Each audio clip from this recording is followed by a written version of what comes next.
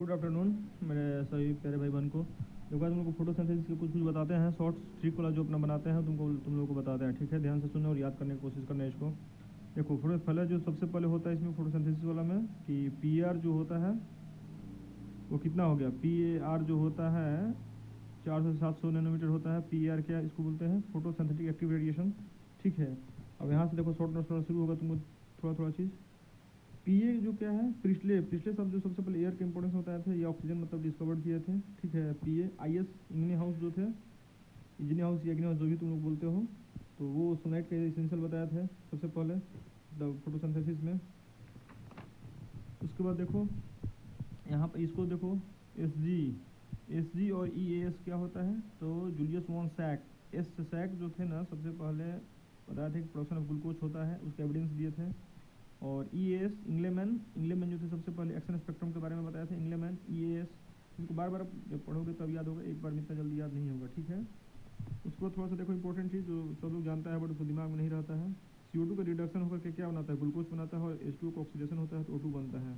मतलब यहाँ पर देखो CO2 का क्या होगा, ऑक्सीडेशन रिडक्शन होता है तो ये बनता है, ग्लूकोज बन गया। और H2O का ऑक्सीडेशन होगा, मतलब H2O का ऑक्सीडेशन होगा तो O2 निकलेगा यहाँ से, और यहाँ पर CO2 का जब रिडक्शन होगा तो भाई ये बन जाएगा। इसमें जो याद करने वाला बात है ना, ये रेशियो 6-12-1-6-6, जैसे देखो 6-12-1-6-6, ये रेशियो याद रखना है। तो मतलब याद सब 6-6 को खाली 12 होता है H2O और 1 होता है ग्लूकोज, मैंने बनता है। ये तुम इसमें देखो क्वेश्चन क्या करेगा ना, किसी एक कूड़ा देगा फिर बाकी वाला पूछ देगा। कोई एक वाला दिया सब दिया रहेगा, कोई एक उड़ा देगा उसको पूछ देगा। तो 6-12-1-6-6 ऐसे याद रखना इसको। अच्छा इस फिगर में आ जाओ, इसमें क्या कोड वर्ड है थोड़ा सा, जी स्क्वायर। ये जो ग्राना होता है ना, ग्राना और थैलेक्वाइड में हमेशा एथी होता है, मतलब क्या बोलते हैं, कन्फ्यूजन होता है। थैलेक्वाइड्स भी वही है, ग्राना भी वही, लेकिन ग्राना हमेशा ग्रुप में रहता है, स्टॉक में रहता है, ठीक है। तो ग्राना का बनाया है क्या, जी स्क्वायर। जी स्क्वायर ग्राना ग्रुप में रहेगा, अगर सिंगल ही रहेगा तो उसको बोलेंगे थैलेक्वाइड्स। तो थैलेक्वाइड्स जब ग्रुप में हो जाता है ना तो ग्राना हो जाता है, तो ग्राना ग्रुप में रहेगा ये वाला। उसके बाद देखो तुम लोग वाला क्या है, ठीक ठाक बता रहे हैं। यहाँ पर देखो ये बहुत इंपॉर्टेंट है, यहाँ पर जो है ना इसको ये वाला कोड ध्यान में रखना। देखो ये ए होता है, इसका पिक बी हो गया, फिर ये वाला सी होता है, तो ए बी सी पिक। देखो यहाँ पर इसको, इसका पिक है ना ए बी सी, देखो ये इसका पिक हो गया, ये पिक और ये पिक। तो इसे सीक्वेंस में याद करना है, ए बी सी होता है, ए बी सी।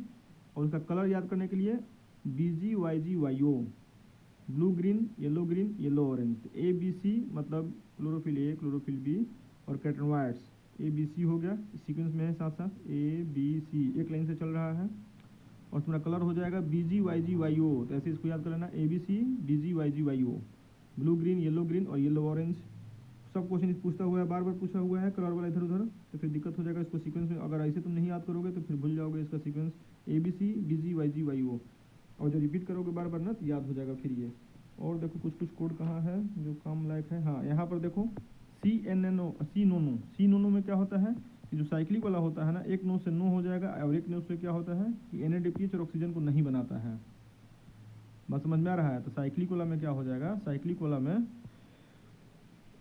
कि सी नोनो कि साइक्लिक में जो होता है NADPH और ऑक्सीजन को नहीं बनाता है, एक नो से नो और एक N और O से, एक N से होता है NADPH और O से O। तो साइक्लिक वाला नो NADPH और ऑक्सीजन को नहीं बनाता, सिर्फ ATP को बनाता है।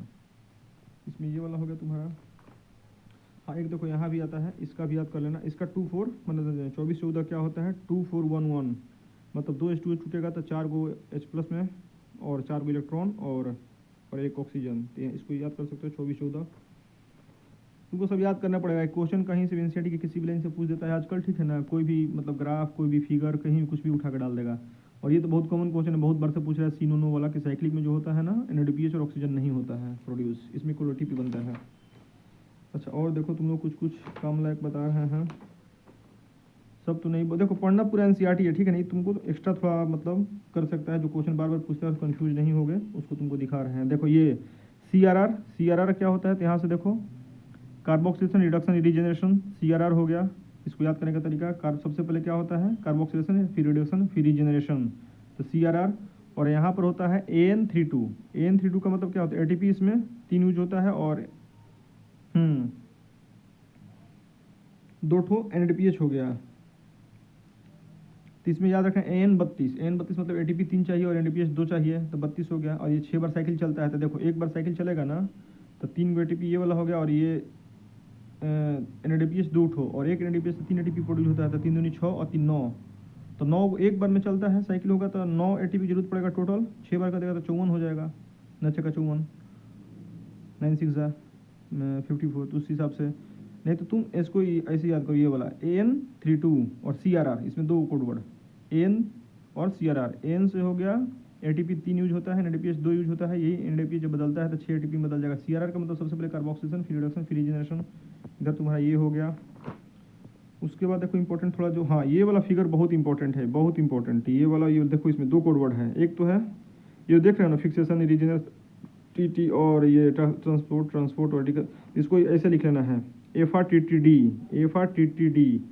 उसमें क्या करेगा ना, देखो ये पूरा फिगर दे देगा, इसमें से कोई एक उड़ा देगा। मान लो डिकार्बोक्सिलेशन ही उड़ा दिया, चाहे यहाँ से फिक्सेशन उड़ा दिया, तो तुमको ऐसे याद करना है FRTTD। देखो जैसे लिखे ना वैसे लिख लेना, चाहे जिसे भी तुमको सुविधा लगे अपने हिसाब से लिख लेना।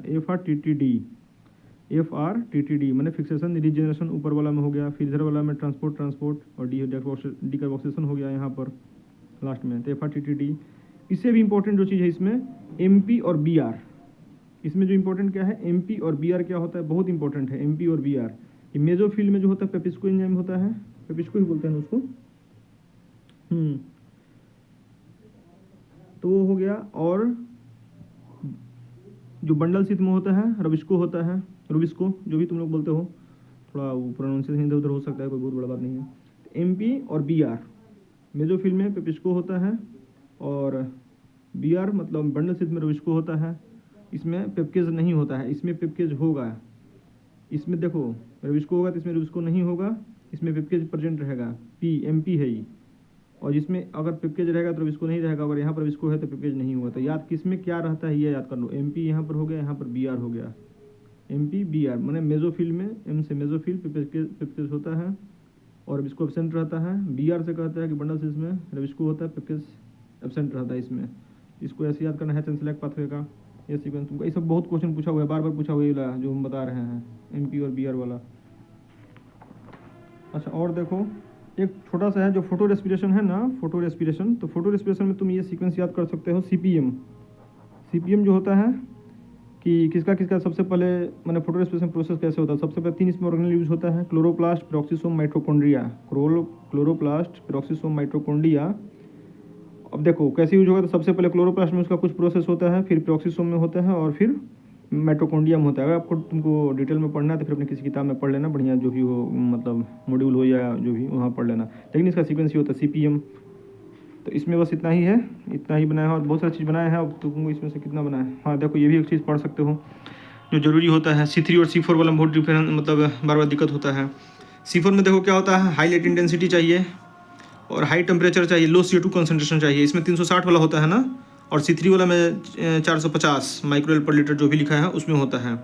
तो C4 वाला में इसको याद कर लेना कि high light intensity, high temperature, high light intensity और हाई टेम्परेचर C4 में, और लो CO2 होता है।